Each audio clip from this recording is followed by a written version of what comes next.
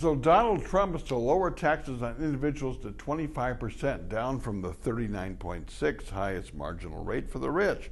Also bring corporate tax rates down to 15%. People would not pay any federal tax up to $50,000 for a married couple. Individuals up to $25,000. You still have standard deductions. He would still keep the charitable contribution write-off as well as mortgage interest.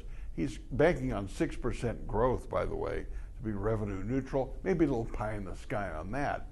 But having a 90% rate like Bernie Sanders wants to do doesn't necessarily bring you more money. Keep in mind, after recessions in 58 and 60, JFK wanted to lower that top rate from 93% to 70. A young Bob Dole was against it, so was Barry Goldwater against it, thought it would cause a deficit.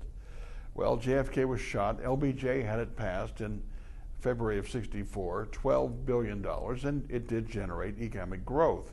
It gave LBJ the money he needed for Vietnam and his domestic program. Remember guns and butter?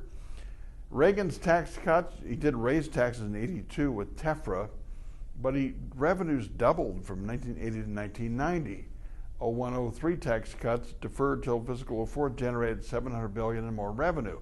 So the issue is, how can you bring in more money to the government so the government can spend more?